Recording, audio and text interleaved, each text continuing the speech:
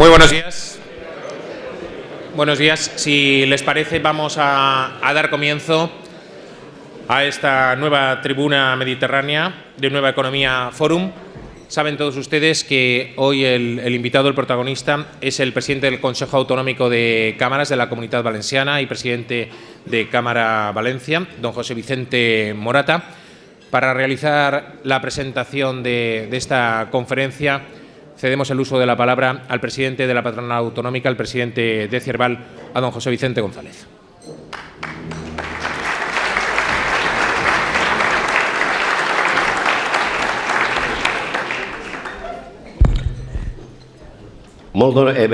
Excelentísimo presidente de l'Escorch, delegada del Gobierno, conseller de Economía, Industria, Turismo y Empleo, alcaldesa de Valencia, consellera de Educación, presidente de la CEF, presidente de la CEC, secretario general de Comisiones Obreras, amigas y amigos. Hoy la verdad es que tengo en esta tribuna una tarea muy fácil y muy agradable, porque fácil y agradable es, sin lugar a dudas, presentar a alguien como José Vicente Morata, que es un amigo mío desde hace muchísimos años y conocido por todos ustedes. Entonces, yo debería irme ya y dejarle que hablara a él porque no necesita ninguna presentación. Pero además de eso, además de que nos conocemos hace muchos años, José Vicente y yo compartimos algunas cosas que me parecen fundamentales. Una de ellas es que la unidad empresarial es absolutamente fundamental para el desarrollo económico de este país. Una unidad empresarial que, en el caso de las cámaras de comercio y de las organizaciones empresariales, se instrumenta a través de una leal, fraternal y estrecha colaboración. Miren, no se crean eso que dicen por ahí de que nos llevamos tan mal las cámaras de comercio y las organizaciones empresariales. Eso es una leyenda urbana. Eso, a lo mejor, en alguna ocasión ha sido así, pero desde luego les puedo garantizar que no es así ahora. Y yo creo que una de las pruebas de que no es así es que soy precisamente yo el que va a presentar a José Vicente Morata. Yo creo que es muy importante que resaltemos que las cámaras de comercio y las organizaciones empresariales somos organizaciones distintas, con funciones distintas, pero que tenemos un objetivo común, que no debemos de perder nunca de vista. Y el objetivo común es la empresa y los empresarios. Yo definiría con una frase solamente cuáles son las funciones de ambas instituciones. Las organizaciones empresariales representan a las empresas, a los empresarios, y las cámaras de comercio les dan servicio. Eso es lo que dice la Constitución en el caso de las organizaciones empresariales. Instituciones de libre adscripción, quiere decir independientes, que en ese artículo 7º de la Constitución define que se dedican a defender y representar los intereses económicos y sociales. Intereses económicos y sociales que van mucho más allá de las simples relaciones laborales, siendo estas muy importantes y que también comprenden la política económica, la política fiscal y las infraestructuras, entre otras cosas. Las cámaras de comercio, que son entidades de derecho público tuteladas por la Administración autonómica, tienen como finalidad el prestar servicios de alto valor añadido a las empresas. Y no crean ustedes que esto es una tarea baladí. En estos tiempos que corren, siempre ha sido importante, pero en estos tiempos que corren, con todas las dificultades que tenemos, asuntos y aspectos tan importantes como la internacionalización, como la gestión de algunas de las cosas que necesitan las empresas, precisan de instrumentos ágiles y cercanos a las empresas. Y esas son las cámaras. Ya que estoy aquí, no puedo dejar pasar la oportunidad de darles, aunque sea unas pinceladas, de mi opinión, la opinión de los empresarios sobre la ley de cámaras que se acaba de aprobar. No es la mejor de las opiniones posibles. Es una ley que entendemos que es excesivamente genérica y que en algunos puntos introduce más confusión que aporta claridad. Y que además, como suele ser tradicional, le pasa la patata caliente a las administraciones autonómicas para que aporten esa claridad que falta en la ley.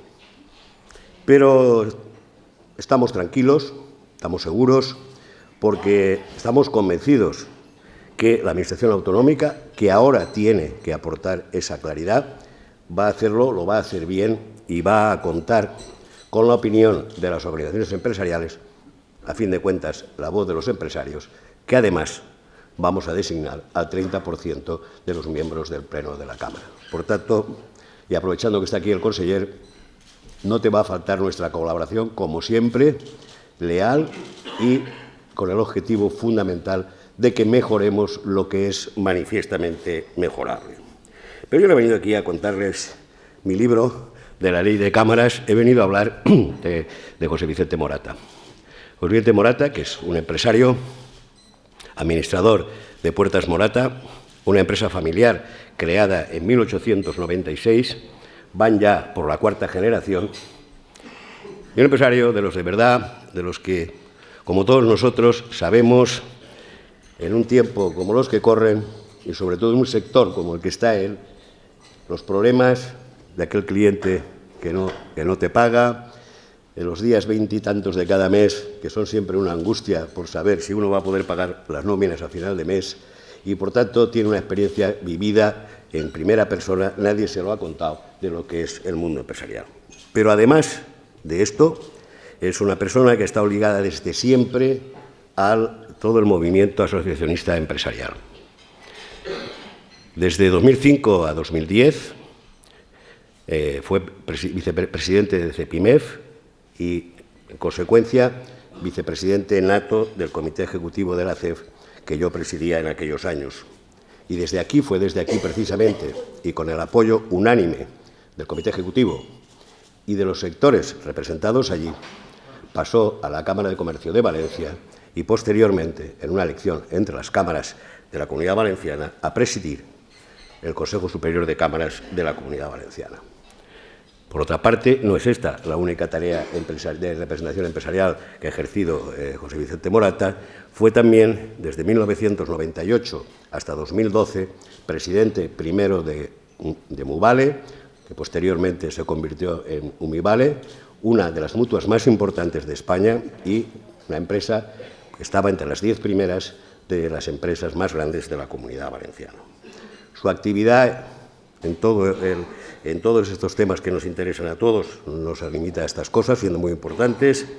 Ha sido presidente de la Cátedra de Cultura Empresarial, sitio donde también hemos coincidido ambos, administrador del Banco de Valencia durante unos meses, los meses que estuvo intervenido por el FROP, y en consecuencia, y otras muchas posiciones de representación, en consecuencia es un hombre que tiene un conocimiento profundo de la empresa y un conocimiento profundo de todo el entramado empresarial. Por eso estoy convencido que su intervención va a ser muy interesante, que todos hemos venido aquí a escucharlas, no han venido a escucharme a mí, hemos venido todos a escucharlo a él. Así es que, José Vicente, es tu turno.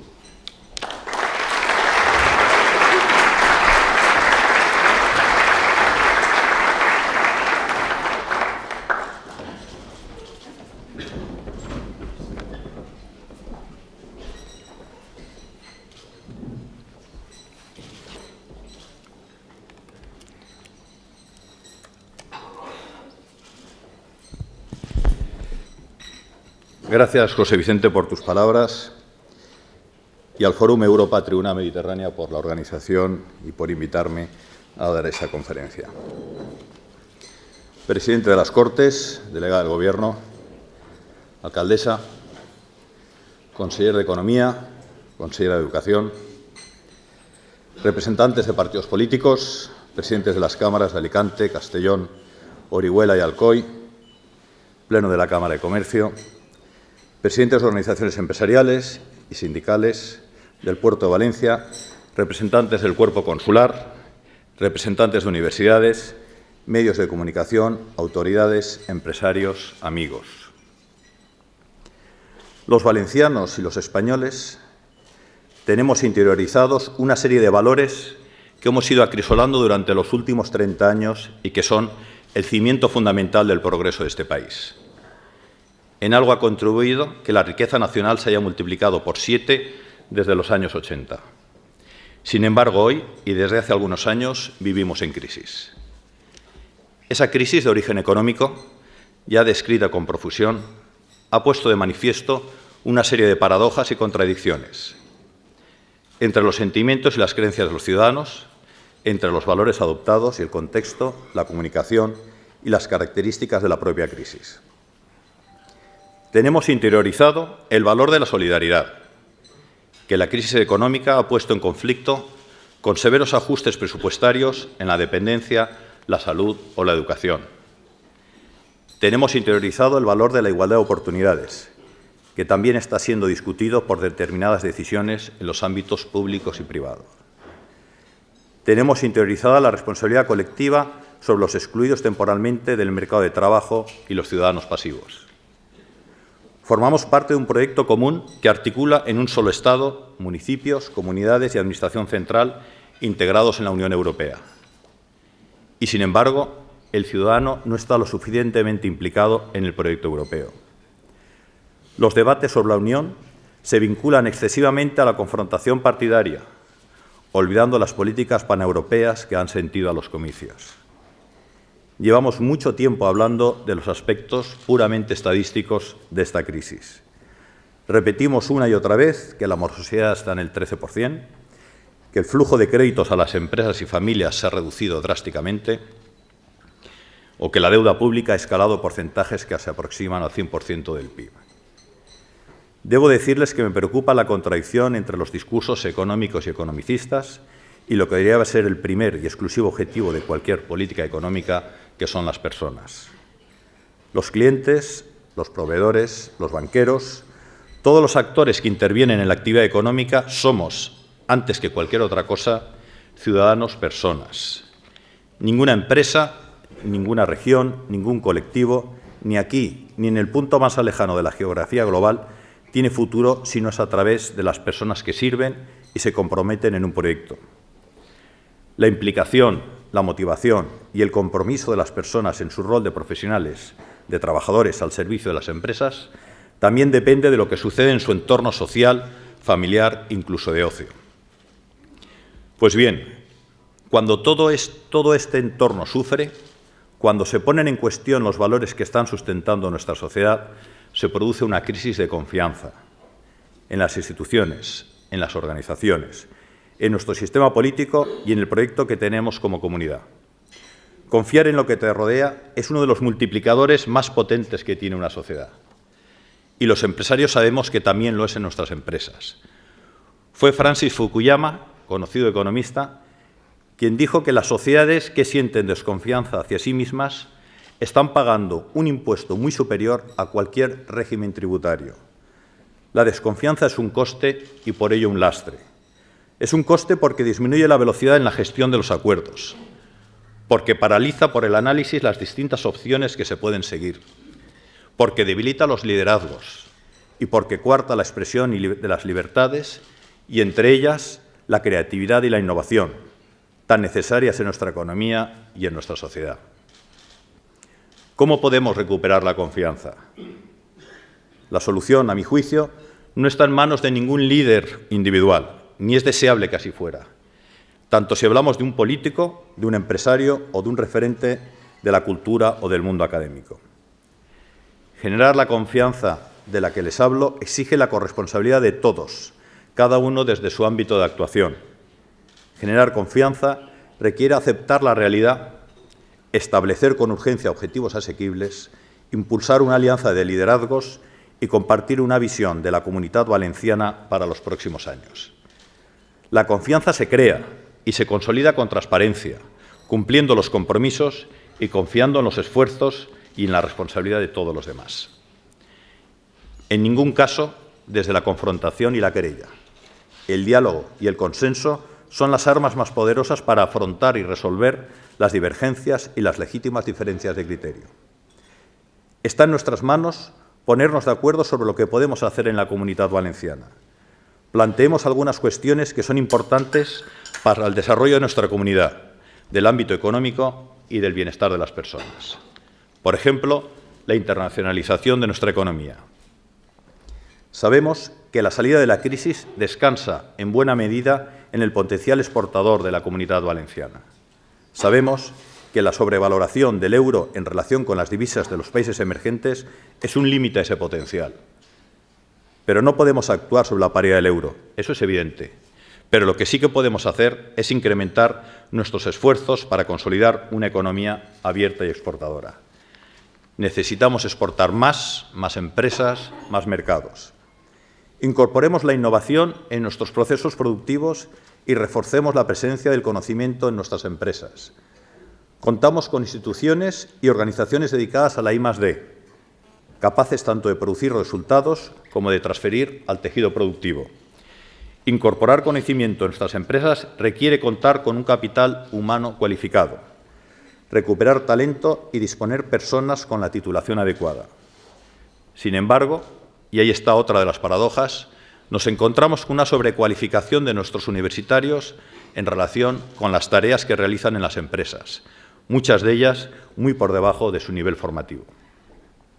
Los contratos temporales están frenando un crecimiento en la empresa basado en el conocimiento. Estoy convencido que si utilizásemos todo el potencial de conocimiento de nuestros jóvenes universitarios, podríamos obtener mayores recursos innovadores para nuestras empresas, haciendo crecer nuestra competitividad y disminuyendo el trabajo temporal. Pero para ello tenemos que llegar a acuerdos. Es necesario que en el ámbito del diálogo social se avance hacia soluciones en esa línea. Los costes de las empresas en relación con la energía o las telecomunicaciones es otro de los factores que están lastrando nuestra competitividad y con ello el desarrollo de nuestra comunidad. ¿No deberíamos llegar a una propuesta en común? ¿Cómo conseguir el objetivo de aumentar la competencia en el sector eléctrico? Es necesario abrir el mercado a una mayor competencia. Las empresas demandamos un mercado único europeo que afronte el problema del sector de la energía y permita regularlo equilibradamente. Es necesario que los costes de la energía no soporten políticas sociales como, por ejemplo, la del carbón. Necesitamos fomentar el uso masivo de las tecnologías de la información a través de unos servicios TICs de banda ancha con rendimientos adecuados y a costes más asequibles. Cuando hablamos de la distribución y el uso eficiente de los recursos públicos, nos hemos instalado en un debate interminable de reivindicación y confrontación, semana tras semana, que se ve frustrado por su enfoque. ¿Es esta la vía? ¿No sería más útil contemplar la corresponsabilidad y la cooperación? Tengo la convicción de que el arco mediterráneo español es un espacio económico de carácter estratégico para la Comunidad Valenciana y para España. Más allá de fronteras y divisiones administrativas, existen áreas estratégicas que pueden multiplicar la capacidad de competir en el mundo y generar riqueza, no solo para el territorio donde se integran, sino para el conjunto de la nación. Y el arco mediterráneo es un espacio de enorme potencial. Más del 50% del tráfico entre clientes y proveedores de las empresas valencianas, catalanas, murcianas, andaluzas y de las islas se producen en el mismo arco, lo que demuestra que las empresas ya vivimos en ese ámbito como nuestro espacio natural. Apostemos por un modelo de colaboración y cooperación en el seno del arco mediterráneo, definiendo objetivos concretos que tienen que ver con nuestras fortalezas, como el sector turístico, la industria agroalimentaria, de automoción, cerámica, madera, textil, calzado, metal y el resto de nuestro tejido empresarial que conforma un rico patrimonio industrial. Diversifiquemos el turismo, aprovechando la desestacionalización y adecuemos nuestra oferta hacia un turista con mayor capacidad de gasto. Adaptemos la oferta cultural y monumental a la demanda de los requerimientos del turista interesado. Aprovechemos la red de centros de desarrollo turístico para gestionar con mayor eficiencia la formación, las acreditaciones profesionales y los idiomas. Dirijamos nuestra mirada hacia una enorme fortaleza que es la industria agroalimentaria, impulsando la alineación de las grandes marcas de distribución que tenemos en el arco con los productores y con la investigación en biotecnología de nuestras universidades. Busquemos la gestión de un clúster en red que tenga todo el soporte público y el compromiso privado. Abordemos la reindustrialización del territorio y la reactivación de la producción industrial en el resto de sectores, como fuente de creación de puestos de trabajo y base sólida para la recuperación. Reclamemos instrumentos de financiación que permitan a los países del sur de Europa hacer el tránsito hacia una industria más eficiente y competitiva. Creo que es necesario que se armonice la normativa de ordenación del territorio, favoreciendo la cualificación de las áreas metropolitanas como soporte de atracción en términos de calidad de vida y captación del conocimiento, así como la normativa reguladora de las actividades económicas en el conjunto del arco. Es necesario que ante el proyecto del Corredor Mediterráneo, concebido como la doble plataforma de ancho europeo para pasajeros y mercancías, se defina un plan estratégico logístico en el ámbito del arco mediterráneo, un plan que defina y oriente este servicio hacia la eficiencia y la eficacia. Los costes logísticos suponen en muchos casos el 22% del coste final de la mercancía y llegan casi al 30% en los productos agroalimentarios. Es un coste elevadísimo. Es necesario acometer la desregulación del tráfico de mercancías en la red estatal de ferrocarriles, cuidando que el operador público, hoy deficitario, no obtenga una posición dominante en el mercado. Es necesario implementar una estrategia de sistema portuario frente a la actual de puertos locales, con criterios de especialización y sinergias entre los puertos valencianos en el conjunto del arco mediterráneo. Es necesario cooperar para competir y dar respuesta a las alianzas de las grandes navieras y a los grandes buques de 18 y 20.000 TEUs. Tenemos que ser capaces de ampliar la escala de nuestra actividad. La fachada mediterránea será la puerta del sur de Europa para el comercio internacional, si conseguimos que los productos asiáticos elijan los puertos del Mediterráneo frente a sus competidores del norte de Europa. El reto de la economía global se puede entender como una oportunidad o una amenaza. Aprovechemos esta oportunidad, incorporándonos a las cadenas de valor de los grandes sistemas multinacionales de producción y distribución. Hoy, entre nosotros, se encuentran empresas extranjeras con inversiones en nuestra comunidad y debemos atender sus necesidades. Las cámaras de comercio de todo el arco mediterráneo hemos puesto en marcha una iniciativa en común para hablar de reindustrialización, ofrecer un análisis sobre la logística y el turismo residencial en el arco mediterráneo. Y lo hemos hecho con el criterio de 25 cámaras de comercio desde Gerona a Almería. De esta iniciativa han surgido objetivos de colaboración dentro del arco. Objetivos como trabajar en red entre universidades e institutos tecnológicos para generar innovaciones vinculadas con nuestra producción y orientadas al mercado global. La inversión pública española no puede seguir el modelo de adscripción por autonomías, ni por disponibilidad de recursos, ni por la realidad de la mayoría de las regiones. La compartimentación de las políticas públicas en provincias y regiones está restando eficacia al esfuerzo que realizamos todos los españoles, empresas, ciudadanos e instituciones. No podemos instalarnos en el eterno debate de la reivindicación y confrontación. Parece que seguimos inmersos en la contradicción que señalé al principio, entre los valores interiorizados y la convulsión que ha traído la crisis, que se expresa en una especie de guerra entre pobres, como si volviéramos en un contexto de suma cero, donde lo que consigan unos será a costa de los demás, y una guerra entre territorios en la que se pone en cuestión todo el sistema. Tenemos que abrir nuevos caminos a través de la cooperación competitiva, las sinergias y las economías de escalas. Soy optimista por convicción. Creo que si nos proponemos objetivos alcanzables, si compartimos liderazgos, si establecemos sinergias, colaboraremos en la recuperación de la confianza. La economía financiera está mejorando. Ciertamente, lo que llamamos economía real lo hará lentamente, pero será una realidad si somos capaces de reforzar nuestras fortalezas por encima de nuestras debilidades, si somos capaces de definir prioridades, si constituimos alianzas para alcanzar objetivos desde la colaboración público-privada, si estamos dispuestos a mantener nuestro compromiso con los valores que han sustentado el bienestar de nuestra sociedad y el modelo de solidaridad nacional. Y, sobre todo, si conseguimos desarrollar un proyecto de comunidad, un sentido de pertenencia inclusivo, sin recurrir al enemigo exterior ni al chivo expiatorio como impulsores de la cohesión interna. Entonces recuperaremos la confianza. Alguien dirá que el sentido de pertenencia no es cuestión de empresarios. Discrepo. Antes hablaba de la implicación, motivación y compromiso. El sentido de pertenencia es una de las claves, siempre que sea incluyente, para, pensando en lo global, actuar eficientemente en lo local. Las mejores teorías sobre la competitividad de los últimos 30 años señalan el sentido de pertenencia como un factor de competitividad, tanto como lo son la normativa, la capacidad de negociación de clientes y proveedores o el régimen fiscal y financiero. Los centros de conocimiento de referencia global, Bangalore en India, Eje de Boston, Silicon Valley, tienen un potente bagaje de comunidad, de intercambio, de contraste, de sinergias que definen un sentido de pertenencia. También en las universidades valencianas se genera un sentido de pertenencia a través del despliegue del conocimiento y la innovación en los parques científicos. Necesitamos esto en nuestras empresas y debemos ser proactivos para conseguirlo. Y debemos hacerlo para que los ciudadanos que trabajan en nuestras empresas sientan lo mismo respecto a su región, respecto a su sociedad. Y resumo.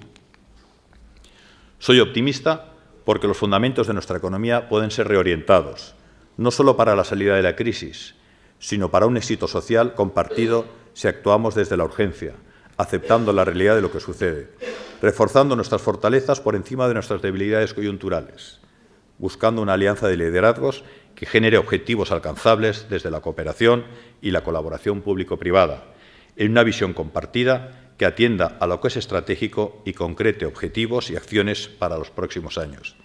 Y todo ello sin perder los valores que sustentan nuestra sociedad. No hay nada que nos impida definir nuestro futuro.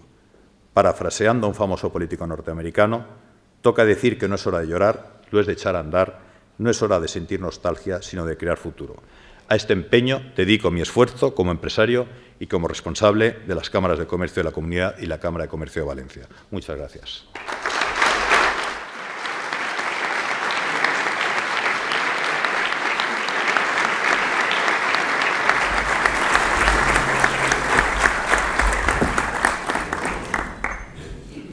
Pues tras las palabras de José Vicente Morata vamos a empezar el turno de preguntas que nos han ido llegando a lo largo de la conferencia y todavía de las últimas que están llegando hasta esta mesa. Y me gustaría, si le parece, señor Morata, precisamente enlazar con esto último que usted decía. Ha manifestado al principio de la conferencia, ha hablado de una crisis de confianza y luego se ha mostrado optimista. Le preguntan de forma concreta qué puede hacer la Cámara de Comercio de Valencia, las cámaras de comercio de la Comunidad y usted como máximo responsable en el plano práctico para lanzar ese clima de consenso que apuntaba como una de las claves para recuperar la confianza. Yo creo que llevamos tiempo haciendo ya cosas para generar un clima de confianza. Llevamos tiempo hablando las 25 cámaras sobre cómo podemos colaborar, cómo podemos mejorar el turismo residencial, el vacacional, la reindustrialización y las infraestructuras en el arco, porque entendemos que la plataforma logística al sur de Europa tiene que ser España. Llevamos tiempo poniéndonos de acuerdo con las organizaciones empresariales, con los políticos, con todos en defensa del corredor mediterráneo.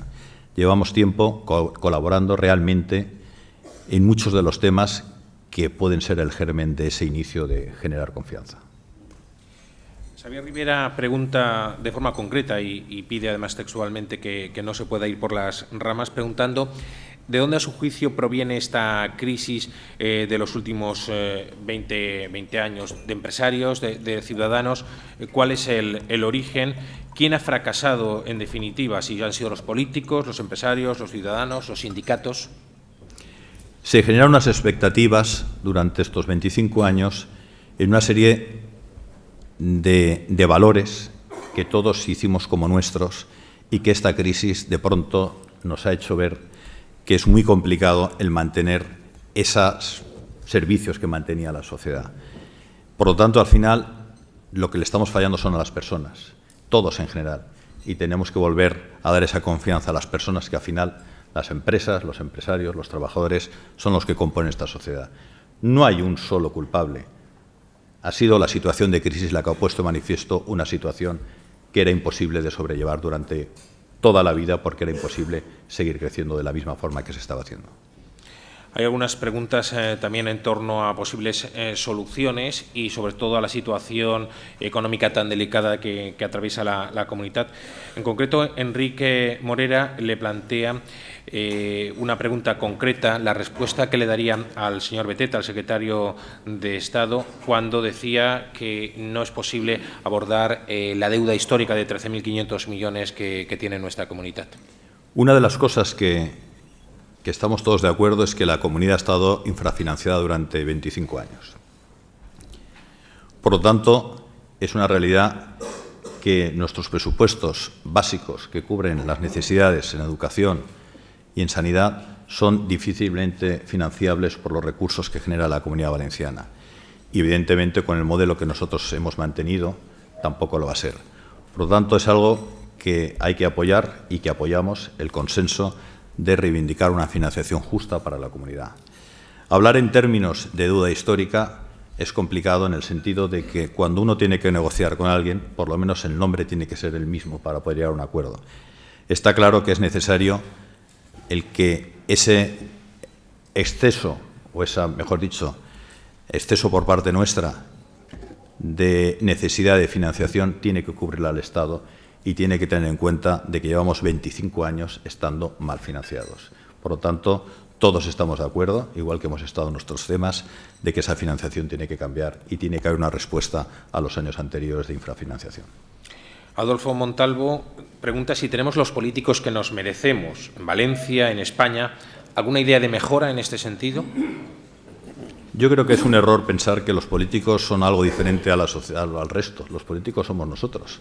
Los empresarios, los ciudadanos, salen de nosotros. Por lo tanto, y nosotros tenemos la capacidad de votar y de decir a quién queremos que sean nuestros representantes. No estoy de acuerdo en que tengamos ni mejores ni peores políticos. Tenemos la sociedad que queremos y tenemos la posibilidad cada 4 años de votar y tomar decisiones respecto a ella. Por cierto, hay una pregunta que plantea si usted tiene o puede tener en un futuro algún tipo de vocación pública en esa rama política. Yo llevo muchos años, como antes José Vicente me ha presentado, defendiendo intereses empresariales en todas partes y voy a seguir en lo mismo. Y en estos momentos mi compromiso, evidentemente, es con la Cámara de Comercio y con las empresas. Estoy totalmente volcado en ello y en absoluto me planteo ninguna otra cuestión. De inmediato vamos a ir con cuestiones estrictamente empresariales, pero también a caballo entre lo político y lo empresarial, a raíz de la última intervención en esta tribuna de la coordinadora de Esquerra Unida, de Marga Sanz. Le plantean también cuál es el modelo que ve José Vicente Morata de colaboración entre la iniciativa privada y la gestión de lo público, algo que se cuestiona sobre todo por los partidos de la izquierda valenciana. Yo creo que hay que ser eficiente y eficaz. Los recursos son escasos y van a seguir siendo escasos durante mucho tiempo. Por lo tanto, en todo aquello que podamos ser más eficientes y eficaces desde lo que es la gestión privada, pues habrá que promoverlo. Por lo tanto, al final, parte de mi discurso era los acuerdos, el sentarse, el razonar y el buscarle lógica a las circunstancias. Si un servicio está mejor garantizado a través de una gestión privada, el servicio será público, pero la gestión será privada. Es algo que los empresarios defendemos desde hace mucho tiempo y lo seguimos manteniendo. Solamente toca el ser, con esos recursos escasos, eficientes y eficaces para mantener los servicios que nos demandan los ciudadanos. Le preguntan, en función de las últimas encuestas, ante la posibilidad de un cambio de gobierno en la Comunidad Valenciana, la posible llegada de un tripartito, su opinión a este respecto, de si piensa que es mejor una mayoría absoluta o una coalición. Yo lo primero que veo es que tenemos elecciones a Europa. Elecciones que lo que sí que parece ser que va a estar claro es que no solamente en España, sino en todos los países, va a ser de una baja participación y va a haber un numeroso abanico de partidos. Después de lo que pase en Europa, en septiembre, yo creo que se podrá valorar cuáles son los programas de cada uno de los partidos que se presenten a las elecciones autonómicas, municipales o al propio Gobierno dentro de 2 años. Pero como modelo, ¿no le importaría que hubiera un gobierno de coalición en la Comunidad Valenciana? Por supuesto, como demócratas que somos, sí que hemos decidido lo que evidentemente saliera de las urnas, pues viviríamos con él y no hay ningún problema, en absoluto, al contrario. Pregunta muy de actualidad. En los últimos días, José Vicente Morata ha resultado imputado junto a algunas otras personas por el denominado caso Umivale. Le preguntan en concreto, aprovechando esta tribuna, por conocer su opinión, que no ha sido pública hasta ahora. Umivale está personada en la denuncia que se produjo en el juzgado de Cuart. Hizo pública ya el que no había en los hechos denunciados nada ni sospechoso ni delictivo.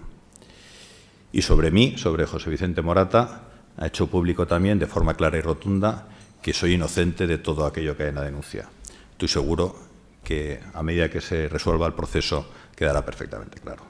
¿Y alguna explicación más allá de ese pronunciamiento, de esa declaración de inocencia, señor Morata, de los hechos que acontecen? Lo ha dicho Umivale y con respecto a mí no es verdad. Lo que tenga que decir, evidentemente, como estoy imputado, lo tendré que decir ante el juez. Una última cuestión, quizá, y esta la añado yo. ¿A qué responde, entonces, considera usted este tipo de denuncia? ¿Tiene alguna...? Bueno, en estos momentos estamos viviendo realmente una situación de crispación generalizada. Yo no voy a entrar en el motivo de por qué estas personas ponen una denuncia.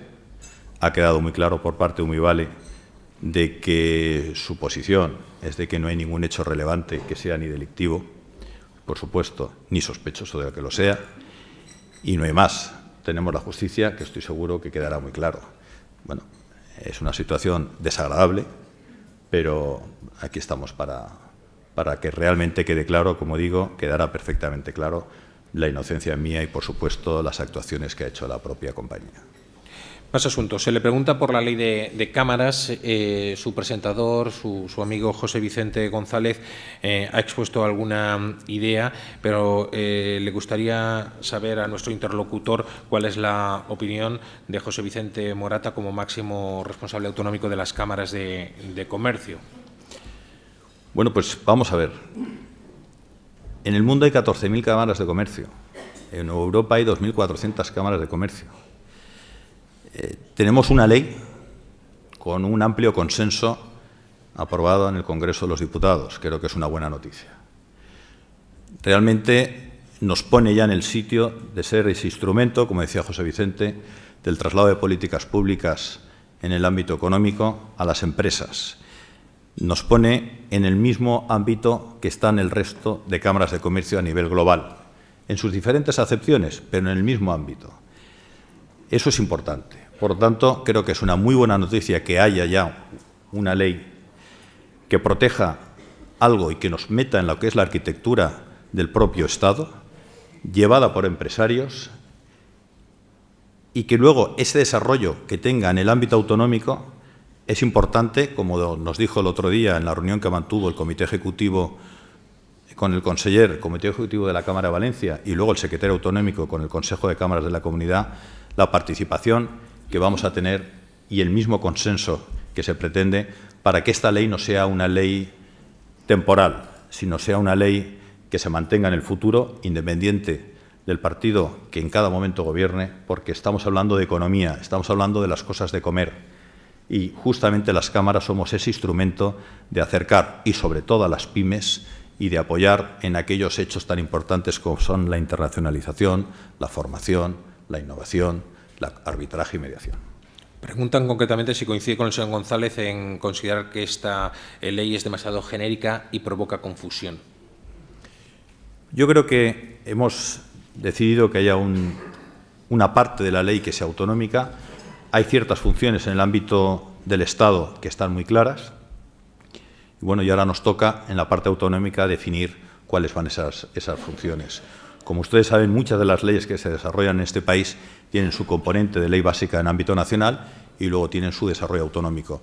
Bueno, pues esa parte será la que nosotros ahora, por supuesto, en el consenso y hablándolo, como bien dijo el conseller, pues lo haremos entre todos y estoy seguro que una vez teniendo esa ley básica que era necesaria, será al servicio de las empresas, que es lo que pretendemos. Fermín Palacios, del Sindicato Independiente, afirma que la patronal es la que tiene la representación, que las cámaras dan servicios. Si ostentarán las cámaras a partir de ahora el monopolio de los servicios empresariales. No, vamos a ver. Nosotros venimos de un modelo donde sí que parecía que habían dos representantes empresariales y, como ha dicho José Vicente, queda muy claro ahora realmente cuál es la situación. Las cámaras lo que queremos es prestar servicio a las empresas. Hay una parte pública como Corporación de Derecho Público que se nos asigna ya una serie de funciones y que evidentemente como tal tendremos capacidad de trasladar esas políticas públicas gracias a la capilaridad que tenemos a las empresas. Y luego habrá una parte privada que las cámaras podrán desarrollar.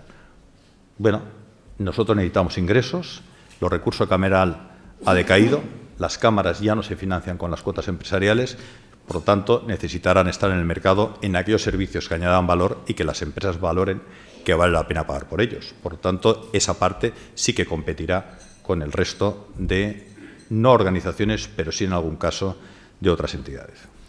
José Manuel Boquet, de FECEVAL, dice que las cámaras, recuerda, fueron excelentes mediadores entre la escuela y la empresa al implantarse las prácticas en empresas en la formación profesional. ¿Qué hay previsto para la formación profesional dual? La FP Dual, que es una de las asignaturas pendientes que tiene este país y que este Gobierno realmente la ha desarrollado y la consellera tiene una implicación muy importante, las cámaras nosotros podemos ayudar, por ejemplo, en la acreditación de los centros de trabajo para poder impartirla. Creo que estamos iniciando un camino necesario, un camino importante, porque al final lo que se pretende es la vinculación desde un primer momento de un trabajador, de un estudiante, realmente ya a que se incorpore en una empresa y se mantenga. El modelo de formación dual está experimentado, está comprobado y ha sido un éxito. Por lo tanto, en ese inicio yo creo que la colaboración entre la Consellería, entre las organizaciones y entre las cámaras de comercio puede ser fundamental justamente para eso, para conseguir que el empleo joven sea fijo y se mantenga en las empresas, porque la formación dual lo que hace es fijar, siempre teniendo en cuenta que nuestra estructura empresarial es la que es. Habrá que adaptar la formación dual de algunos países con otra estructura de empresas de mayor tamaño a nuestra realidad empresarial. Cambiando de tercio, le preguntan también por la relación con las entidades financieras. Durante más de un año, todas las entidades empresariales se han quejado y mucho de la falta de financiación. ¿En qué momento se encuentra esa relación? ¿Nota algún cambio de actitud de las entidades financieras? Las entidades financieras nos están anunciando que va a haber una mayor disponibilidad de crédito. Es verdad. Pero seamos realistas. Yo siempre digo, en esto quiero ser también muy claro, por lo menos mi opinión.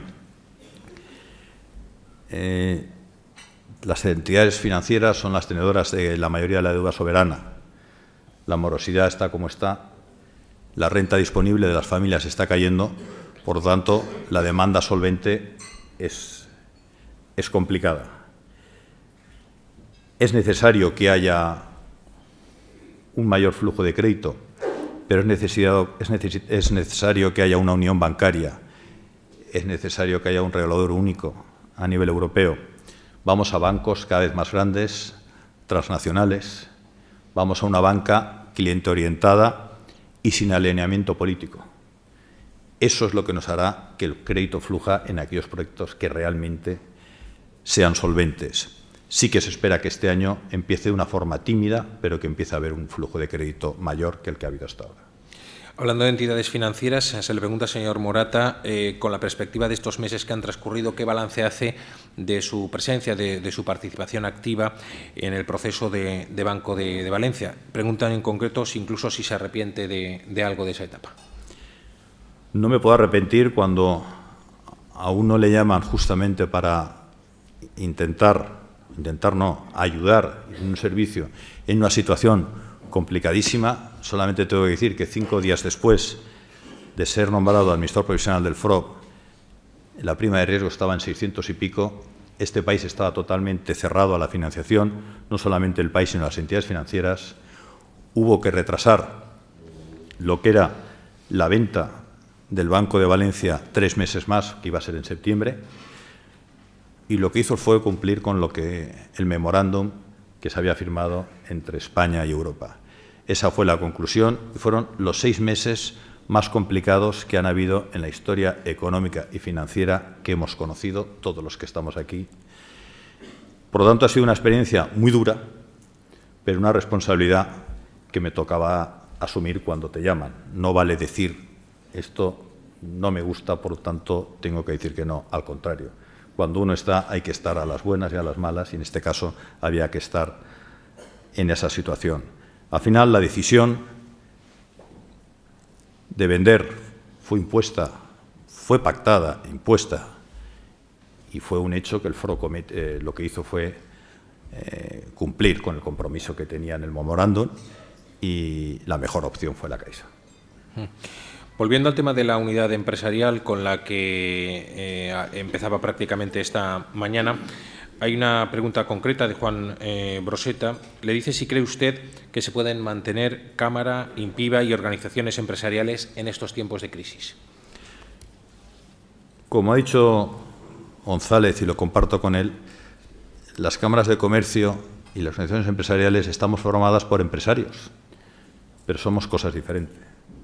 Las cámaras de comercio somos corporaciones de derecho público de ámbito global que tienen unas funciones muy claras y definidas por una ley. Las organizaciones empresariales defienden los intereses de los empresarios y, por lo tanto, tienen todo el sentido a existir y compartir espacios. Espacios que no se contraponen, al contrario, son totalmente complementarios. De hecho, solamente tienen que ver mi comité ejecutivo y ver quienes componen el comité ejecutivo, que son los presidentes de la inmensa mayoría de las federaciones. Por lo tanto, compartimos espacios. En mi propio pleno está el presidente de la Cierval, presidente de AVE, están todos los empresarios. No hay una confrontación, al contrario, lo que hay es una colaboración y que debemos seguir en la línea de ir aumentándola. Se le pregunta también, señor Morata, si existe una especie de burbuja de emprendedores y, si no una burbuja de emprendedores, sí al menos una degradación de ese término que está tan en boga de todo el mundo, el término de emprendedor. Bueno, el término de emprendedor es verdad que lo estábamos manejando todo el mundo, pero también es una realidad que necesitamos empresarios y necesitamos vocaciones de liderazgo y de crear proyectos nuevos. Por lo tanto, no es un problema de burbuja, es un problema de una necesidad real de que haya nuevos proyectos, de generar en esta sociedad algo que no hemos tenido nunca. Y es que cuando se preguntaba a los universitarios qué querían ser cuando acabaran la universidad, hubo una época que decían oposiciones a la caja de ahorros, luego querían ser funcionarios. Pues lo que queremos es lo que se dice en los países anglosajones. Queremos promover nuestro proyecto o propio o dentro de una empresa, porque ser emprendedor no solamente es emprender un negocio propio, es también poder ser emprendedor dentro de una gran empresa o de una... Eso también ser emprendedor. Yo creo que es necesario. Creo que tenemos en esta comunidad, tenemos viveros para emprendedores de la mano de la Consejería en el CEI, las propias cámaras tenemos viveros, tenemos en estos momentos viveros en los parques científicos, tenemos viveros en la iniciativa privada, tenemos realmente posibilidades tremendas para apoyar a aquellos que necesiten y que quieren emprender un proyecto. Desde la Cátedra de Cultura Empresarial, en la que está la universidad y están las empresas, se lleva muchos años hablando de esa necesidad de generar esa cultura empresarial. No viene de ahora. Ahora la crisis nos ha puesto en la evidencia de que necesitamos un recambio. Necesitamos que a medida que se van jubilando empresarios vuelvan saliendo los nuevos. Pero llevamos 15 años como mínimo hablando en la universidad, hablando con los empresarios de la necesidad de que esa cultura exista y se promueva. Francesc Ferrer, de Unión Gremial, le pregunta a este respecto. Dice que se apuesta por el emprendedor, pero que ¿cómo apoyamos a los negocios de segunda y tercera generación? A los artesanos, por ejemplo. También en ese sentido, si me permite una pregunta concreta de Vicente Moret, ¿no cree que la artesanía debería ser apoyada para que no desaparezca? Sí, sí. La artesanía es una parte fundamental en cualquier economía, no por su volumen o por su importancia en el PIB, sino porque es aquello que es parte de nuestra cultura y de nuestra tradición. Usted puede viajar a cualquier ciudad europea y siempre encontrar una zona donde la artesanía es una pieza fundamental. Me da igual que sea en Colonia, que sea en Londres, que sea en Tallinn. Hay una calle donde se vende artesanía y lo que buscamos, los que visitamos, siempre son los productos locales, los productos artesanos. Y siempre tiene una consideración diferente, tiene unos apoyos especiales, porque tampoco estamos hablando que sea unas inversiones o unas necesidades especiales. Puede ser desde dedicar una calle o un centro, un espacio en una ciudad justo para artesanos, puede ser desde medidas concretas, como lo ha sido y lo está siendo aquí, en apoyo a la artesanía, con un centro de artesanía que de alguna forma divulgue aquello que es propio de lo nuestro, que no solamente es propio de una actividad económica, sino es propio de nuestra tradición y de nuestra forma de ser. Aquí tenemos ejemplos como son los abanicos, las guitarras, como son hay infinidad de muestras del apoyo y la necesidad de ese apoyo a la artesanía. Nosotros vamos a recuperar la exposición de artesanía que hacía la Cámara de Comercio y los premios a la artesanía, porque entendemos de que esa es una necesidad real y de que necesitan el apoyo, y más en Valencia, donde tenemos a los falleros, a los artistas falleros, que es un ejemplo real de nuestra cultura, nuestra tradición y de nuestra economía también. ¿Para cuándo más protagonismo real de las mujeres en las organizaciones empresariales, señor Moreta? Bueno, yo tengo que decir que donde he estado siempre han habido muchísimas más mujeres que hombres.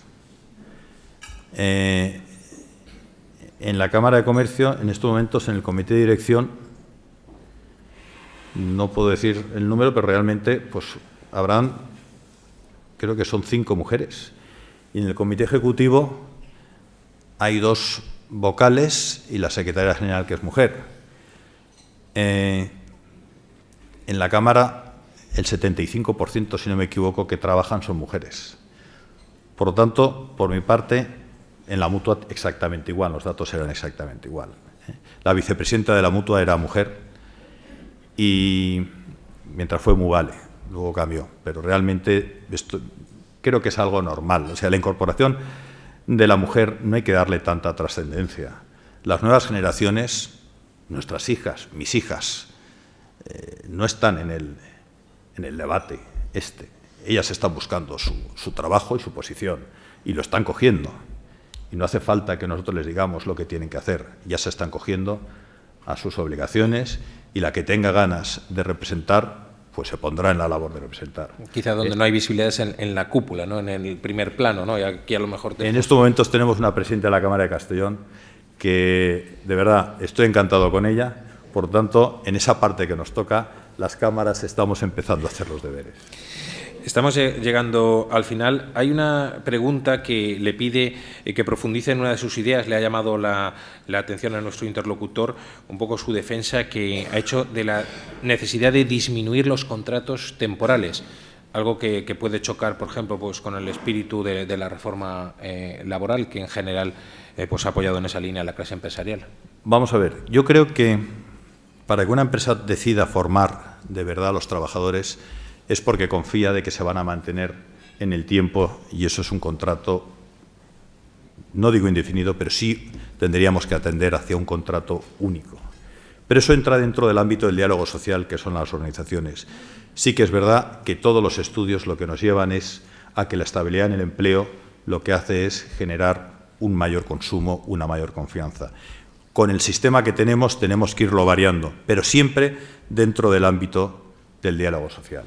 Creo que es necesario que sindicatos y organizaciones lleguen a los acuerdos necesarios con la Administración para reducir, para que ese contrato único realmente pueda fomentar aquello que es el conocimiento en las empresas y que fije realmente una posición estable en lo que es nuestra economía.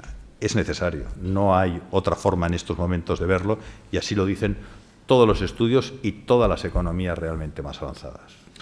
Estamos fuera de tiempo. La última, un poco enlazando con lo que se entiende que ha sido casi el leitmotiv de su intervención, ese llamamiento al optimismo, y le preguntan de forma concreta qué se puede hacer por parte de los valencianos en ese sentido, como ya yo creo que preguntábamos antes, por utilizar ese poder del optimismo para intentar salir de esta. Yo tengo que decir de que no tenemos que ser optimistas porque sí, sino porque lo tenemos casi todo para serlo. Nosotros tenemos el sector que está funcionando, que es el turismo, es una parte fundamental. Tenemos las infraestructuras necesarias, las tenemos casi todas hechas. Nos falta el corredor mediterráneo, pero tenemos las infraestructuras necesarias, el resto, y en esas compartimos con el resto del arco. Tenemos las universidades, el conocimiento. Tenemos sectores que están funcionando, como el agroalimentario, como el automóvil. Lo único que tenemos es de que cambiar esa mentalidad de que no hay futuro, de que no hay proyecto. No es verdad. Claro que hay proyecto y claro que hay futuro. Nosotros planteamos el otro día ante el ministro Margallo que España sale, si quiere, en el arco mediterráneo. Que el arco mediterráneo puede ser la plataforma logística del sur de Europa, la plataforma turística del sur de Europa. Y hubo una reflexión cuando empezamos con ello, con el presidente de la Cámara de Palma, que fue muy clara.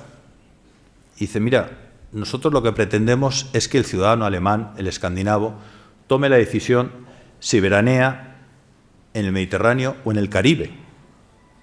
Por lo tanto, necesitamos que el Mediterráneo sea una parte fundamental. Y dentro del Mediterráneo, el arco, queremos que el alemán se decida por la parte occidental y no la oriental. Y aquí necesitamos que haya una oferta de ciudades como Valencia, como Alicante, como Murcia, como Barcelona, que tenga una oferta importante, porque cuando uno viene 15 días también se quiere mover. La gente no es estática. De hecho, en esta ciudad estamos viendo todos los días autobuses que de otras partes de la comunidad nos están viniendo a visitar. La gente se mueve. Por lo tanto, la importancia que tiene el que ese proyecto de zona estratégica que en Europa ya están definidas. En Europa, la zona estratégica del Danubio cuenta con 11 países y tiene 100.000 millones de euros. Si definimos esto como una zona estratégica, será bueno para nosotros, pero será bueno para España, porque España necesita en estos momentos de un objetivo real económico de futuro.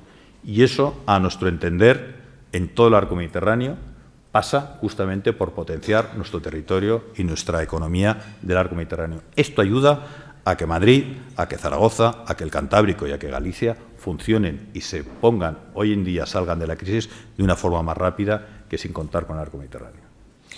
Pues en nombre de esta tribuna mediterránea del Fórum Europa, agradecer al ponente, a José Vicente Morata, su intervención y que se haya sometido a todas estas preguntas, a su presentador, por supuesto, José Vicente González, a todos ustedes su asistencia y, por supuesto, a los patrocinadores, a SISA, a la Universidad Europea y a Bankia. Su responsable, por cierto, José María Martínez, tiene el uso de la palabra para poder concluir este acto.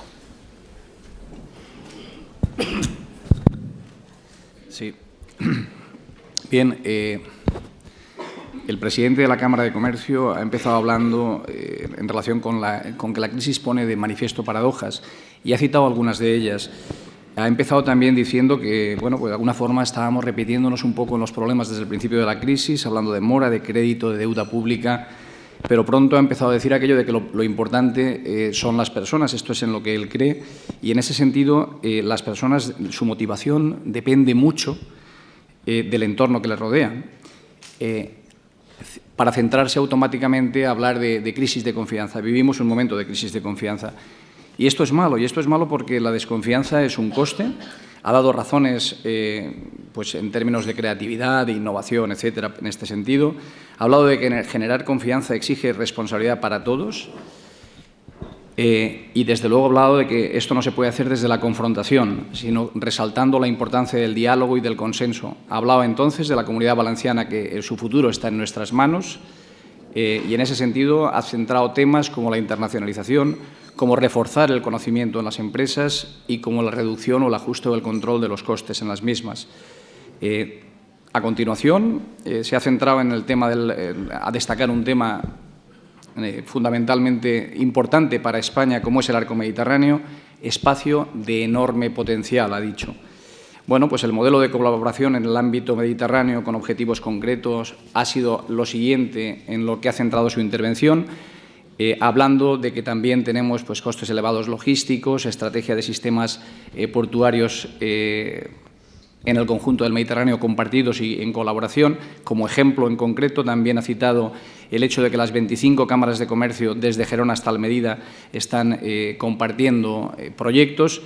En definitiva, que la compartimentación de las políticas públicas en comarcas y regiones nos restan fuerza en este momento. Y, finalmente, se ha centrado en la importancia del sentido de pertenencia.